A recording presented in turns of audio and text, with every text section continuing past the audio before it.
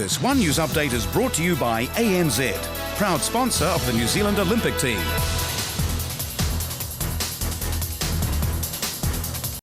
Thousands of New Zealanders with superannuation savings still stuck across the ditch face an even longer wait to bring the money home.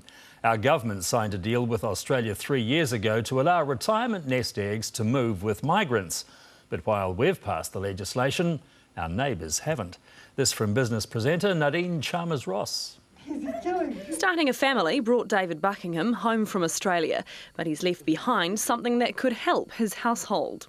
I've got a lot of super sitting in Australia. I worked hard over there and 9% of my income went into these funds. He's chased answers from politicians on both sides of the Tasman and is sick of waiting. My money's being eaten up in fees as we speak.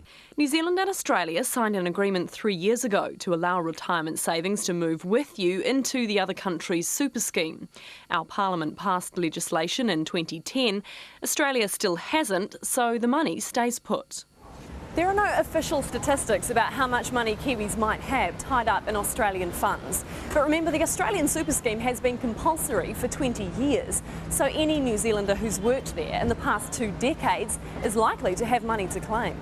There's a lot of Kiwis there who've got actually quite large superannuation balances, and their ability to bring them back to New Zealand might make it more likely that they come back. Retirement funds here are regularly fielding calls. We would still get 2 to 3 a week, even though on the website we say that it still can't be done, and the industry would welcome this to be sorted out as quickly as possible because it will result in money coming to New Zealand. Our government's now being told it should be passed next year. The Aussies in the end are mates of ours and they'll get it done. For David Buckingham's family, the sooner the better. Nadine Chalmers-Ross, One News.